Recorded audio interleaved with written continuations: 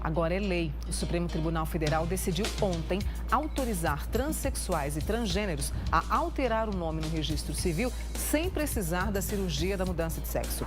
Aqui comigo o advogado e professor Bruno Marques, que vai explicar para a gente sobre essa decisão que é recente, né, Bruno? Bom dia, obrigada por ter vindo, viu? Bom dia, Mônica. Sempre um prazer. E é lei já? Na verdade, essa foi uma interpretação que o STF deu a uma lei que já existe, que é a nossa Lei de Registros Públicos. Correto. E que trata da possibilidade da modificação do nome da pessoa. Então, há pouco tempo nós estivemos aqui no programa repercutindo sobre isso, né? Até então, os transexuais que tinham a intenção de modificar o registro civil, eles deveriam buscar o Poder Judiciário e comprovando, né, ser pessoa transexual, o Poder Judiciário já vinha tendo decisões no sentido de mudar o nome, autorizar a mudança do nome, quando comprovada, né, a transexualidade por uma equipe médica, por uma equipe de psicólogos interdisciplinar. Mas nós ainda tínhamos alguma resistência com relação à possibilidade da mudança do gênero. Porque para a mudança do gênero, o Poder Judiciário vinha condicionando a realização da cirurgia de transgenitalização. O que era um grande problema, porque o SUS não tem tanta disponibilidade para a realização das cirurgias. Então, na verdade, esse foi um julgamento que começou no final do ano passado e foi retomado agora. E o STF deu uma aplicação, uma interpretação para a Lei de Registros Públicos no sentido de que as pessoas transexuais, elas não precisam mais, para mudar o registro, tanto o nome quanto o gênero, elas não precisam mais buscar o Poder Judiciário. Elas agora podem procurar diretamente o cartório de registro civil onde elas foram registradas, onde está registrada a sua certidão de nascimento, e buscando o cartório diretamente, elas podem declarar a sua condição de transexualidade e realizar a mudança tanto do nome quanto do gênero, sem a necessidade de comprovação da transexualidade ou da cirurgia de transgenitalização. Que antes era exigido. Que antes o Poder Judiciário exigia como uma comprovação para que isso pudesse ser realizado. Eu vou te fazer uma pergunta. Estamos preparados para isso diante dessa decisão do Supremo? É uma decisão, Mônica, que particularmente me causa um certo desconforto no seguinte sentido. As informações que constam dos registros públicos são muito importantes para a sociedade, né? Denotam um interesse público. Então, embora realmente seja uma decisão muito importante, muito relevante para o direito das minorias e do público LGBT, a gente tem que pensar que a partir do momento em que eu não vou exigir nenhum tipo de comprovação da efetiva condição de transexualidade daquela pessoa, a gente pode abrir uma margem para a realização de fraudes.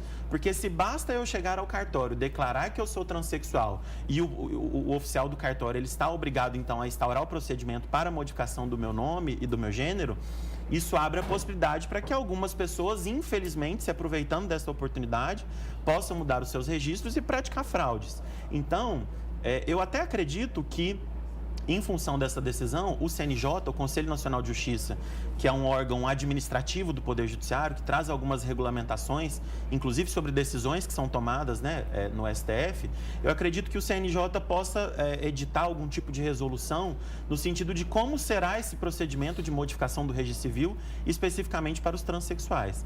Porque, da maneira que foi colocada, inclusive na própria discussão do STF, né, ontem no plenário, houve essa divergência. Nenhum dos ministros discordava da possibilidade de que os transexuais tenham direito a mudar o registro civil como forma de resguardar sua dignidade. Mas como isso deve ser feito, se judicialmente comprovando a sua transexualidade ou se diretamente em cartório. Então essa é uma discussão que nem no próprio STF nós tivemos um consenso, mas que a maioria acabou prevalecendo. Então ir diretamente ao cartório e permitir que isso possa ser feito, mas com essa ressalva de que nos parece que isso pode acabar gerando abrindo uma margem para possíveis fraudes, infelizmente. Agora é só ir ao cartório e com essa decisão de ontem eu já posso ir hoje ou não? Não, a gente ainda deve aguardar. Toda decisão judicial, para que ela tenha efeitos vinculantes, ela precisa ser publicada. Então a gente tem que aguardar a decisão da publicação do STF no Diário Oficial. E a gente tem visto que a rotina do STF tem sido bastante atribulada, né? Muito. E as decisões, elas geralmente demoram um pouco para serem publicadas. Então, eu acredito que mais ou menos, aproximadamente em um mês, talvez um pouquinho mais, a decisão seja publicada. E a partir do momento em que ela for publicada, aí sim ela se torna obrigatória e os cartórios de registro civil, então, estarão obrigados a fazer esse procedimento. Você, como professor, como advogado, como é que estamos lidando, né, com essa realidade hoje? Como eu te disse, é uma decisão que nos traz um grande alento no combate ao preconceito, à discriminação, né? Como eu disse, nós tivemos aqui na outra oportunidade, eu já trabalhei em algumas causas em que a gente pleiteava a mudança do registro civil e a gente encontrava essa dificuldade, né? Ainda o entendimento do Poder Judiciário, algumas vezes, barrando a possibilidade da mudança do nome, ainda mais a do gênero, porque se condicionava à cirurgia. Então, é uma decisão que traz dignidade, que traz, implementa a igualdade, o combate à discriminação.